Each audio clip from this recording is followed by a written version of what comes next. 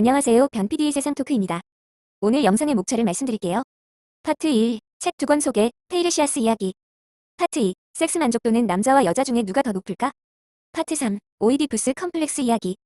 워낙 개똥철학 수다 전문 채널이라서 막 섞여서 이야기하니깐 잘 분별해서 들어주세요. 자, 그럼 오늘도 즐겁게 시청해주세요. 제가 소개해드릴 책은 이 책입니다. 제목은 마이 버자이너이고요. 네덜란드에 있는 성과학자 엘토트 렌스가 지은 책입니다. 그 카이스트 화학과를 나오신 김명남 번역가님이 번역을 하셨고요. 제가 감히 말씀드리지만 그 부평 도서관에서 빌릴 수 있는 책 중에 가장 야한 책이 아닐까 이런 생각을 합니다. 썸네일 보고 들어오셨겠지만 그 썸네일에 관한 문제는 정답을 솔직히 알 수 없어요. 왜 알 수 없냐면, 내가 남자로 태어나서 남자 입장만 대변할 수 있기 때문에 여자에 대해서 잘 모르잖아요. 그리고 여자분들도 여자분의 입장에서만 얘기를 하기 때문에 그걸 잘 알 수 없거든요.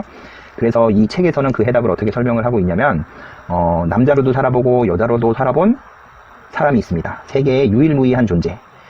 그런 사람이 있죠. 그게 이제 사람은 아니고 신화에 나오는, 그리스 로마 신화에 나오는 존재인데요. 그 사람을 통해서, 그 사람의 일화를 통해서 이 책에서는 그 내용을 설명하고 있습니다. 그리고 솔직히 말씀드리면 이 책 말고 오늘 소개해드릴 책이 한 권 더 있는데, 그 책은 부평도서관에서 빌리질 못했어요. 지금 코로나19로 인해서 그 공공도서관들이 다 휴관을 하고 있거든요. 그래서 이렇게 대출을 못해서, 가져오지 못했지만 제가 이렇게 그 책 모양은 이 자리에다가 한번 편집을 해서 보여드리고 설명을 해드리도록 하겠습니다. 그 남자로도 살아보고 여자로도 살아봤다는 그 인물이 테이레시아스라는 사람입니다. 그 사람은 그 유명한 장님이고 유명한 예언가로 유명한 사람인데요. 이 사람은 청년 시절에 그 어떤 장소를 지나가다가 뱀이 교미하는 것을 봤어요. 그 교미하는 것을 보고 그 암컷 뱀을 지팡이로 이렇게 때려서 죽였거든요. 그 죽이는 순간 여자로 변신했어요. 여자로 변신을 해서 7년 동안 여자로 살아가게 됐고요. 그 다음에 7년이 지난 후에 다시 그 같은 장소를 지나가다가 또 뱀이 교미하는 장면을 보게 됩니다. 그래서 그때는 이제 수컷을 발로 밟아서 죽이게 되는데 그 순간 다시 남자로 돌아오게 됐어요. 이것에 대한 내용이 어느 책에 있냐면 제가 아까 좀 전에 여기다가 소개해드린다고 했던 책 있죠. 그 변신 이야기, 오이디푸스의 변신 이야기, 그 책에 나오는 내용입니다. 근데 그 테이레시아스가 왜 장님이 되고 그 다음에 왜 어떻게 예언하는 능력을 가지게 되는지 그 내용 안에 우리가 썸네일에 작성했던 그 문제에 대한 정답이 나오는데요. 그러면 제가 간단하게 소개해 드리도록 하겠습니다. 이 사건의 발단은 제우스와 그 헤라의 부부싸움에서부터 시작을 하게 되는데요. 제우스는 유피테르라고 해서 고대 그리스 신화에 나오는 최고의 신이죠. 최고의 신인데 이 제우스가 자꾸 바람을 피게 됩니다. 바람을 피게 되고 화가 난 여신 헤라가 계속 잔소리를 해요. 당신 어떻게 그럴 수가 있냐. 이렇게 잔소리를 막 하고 부부싸움을 하는 와중에서 언성이 높아지면서 그 제우스가 이렇게 얘기를 합니다. 남녀 간의 관계에 있어서 만족을 크게 갖는 것이 여잔데 자중해라. 이런 식의 표현을 합니다. 그래서 헤라가 반발을 하죠. 그런 게 어딨냐? 그거 증명할 수 있냐? 이렇게 따지고 묻게 됩니다. 그래서 이 제우스와 헤라는 그 해답을 찾기 위해서 찾아가게 됩니다. 누구를 찾아가냐면 테이레시아스를 찾아갑니다. 테이레시아스는 남자로도 살아봤고 여자로도 살아봤기 때문에 그 문제에 대해서 명확한 답을 줄 수 있다라고 생각을 했던 거예요. 그래서 제우스와 헤라가 함께 테이레시아스를 찾아가서 물어봅니다. 근데 테이레시아스의 해답이 굉장히 흥미롭습니다. 뭐라고 답을 하냐면 그 성관계에 있어서의 만족을 10이라고 본다고 하면 여자가 90%를 가져가고 남자는 10%만 가져간다. 즉 9대1의 비율로서 그게 격차가 크다라고 이렇게 얘기를 해서 제우스의 말에 힘을 실어주게 됩니다. 그래서 그리스 로마 시대 그 신화에 의하면 그 화가 난 여신 헤라가 그 눈을 멀게 합니다. 그 예언가의 눈을 멀게 하죠. 그 테이레시아스의 눈을 멀게 하고요. 그 다음에 눈을 멀게 하는 것을 본 제우스가 마음이 안타까워져서 그 테이레시아스에게 예언할 수 있는 능력을 주게 됩니다. 그래서 테이레시아스는 유명한 장님 예언가가 되는 것입니다. 7대에 거쳐서 삶을 유지해오면서 엄청나게 많은 예언들을 하죠.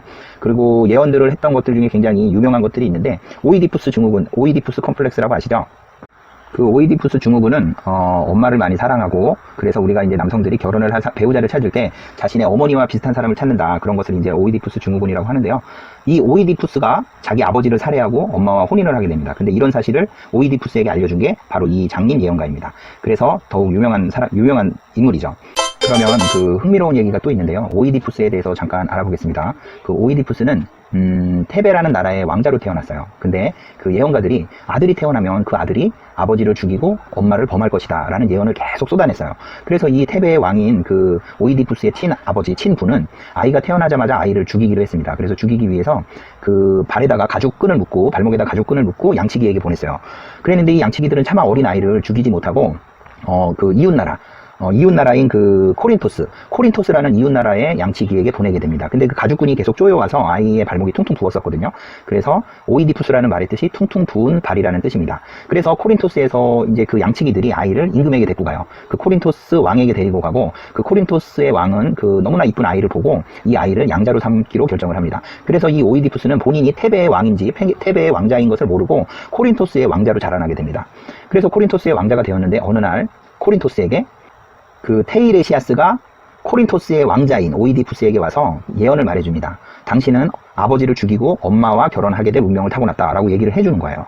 그래서 코린토스의 왕자로 자랐던 그 오이디푸스는 그게 너무나 충격을 받아서, 안 되겠다, 내가 이 왕국에, 코린토스 왕국에 있으면 비극이 일어날 것이고 내가 나의 아버지를 죽이고 엄마를 범하게 되는 그런 사람이 되겠구나 해서 나라를 떠납니다. 나라를 떠나서 어디로 오게 되냐면 바로 테베로 오게 돼요. 테베.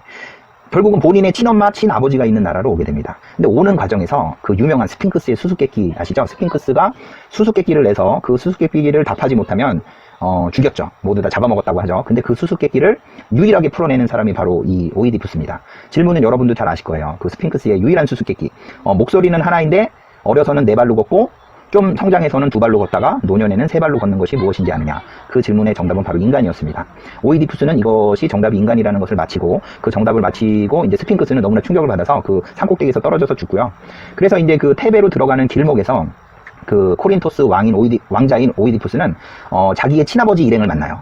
친아버지, 즉 테베의 왕 일행을 만나게 됩니다. 그래서 서로 누가 먼저 이 길을 먼저 갈 것이냐라고 해서 다툼이 생기고, 그 다툼이 일어나는 과정 중에서 테베의 왕국의 어떤 사람이 그 코린토스 왕국의 말을 죽이는 것을 목격하고 그 오이디푸스가 화가 나서 그 일행을 다 죽입니다. 그 일행 중에 자기의 친아버지였던 테베의 왕이 있었던 겁니다. 그래서 이 신화의 예언처럼 그 오이디푸스는 결국은 본인이 아버지인지도 모르고 친아버지를 죽이게 되고 테베의 왕국에 들어와서 과부가 된 그 왕비를 자기의 처로 삼아서 그 왕국을 지배하게 되죠. 그리고 그 자기 엄마를 통해서 또 4명의 자식을 낳게 됩니다. 이게 참 그 비극적인 일이죠. 근데 이것을 처음에는 몰랐겠죠. 몰랐는데 시간이 지나고 보니까 결국 또 이 사건을 알게 되죠. 그 스핑크스의 2번째 질문. 언니가 동생을 낳고 동생이 언니를 낳는 것이 무엇일까요? 그것의 질문은 결국 오이디푸스 본인이었습니다. 본인이 엄마와 결혼을 해서 자식을 낳으면 자기의 친동생이 태어나는 것이자 또 자기 아들이 태어나는 것이죠. 그래서 그것에 또 충격을 받은 그 오이디푸스는 송곳으로 자기 눈을 찔러서 장님이 됩니다. 결국 이런 그 그리스 로마 신화지만 굉장히 재미있는 이야기들이 얽히고 설켜 있습니다.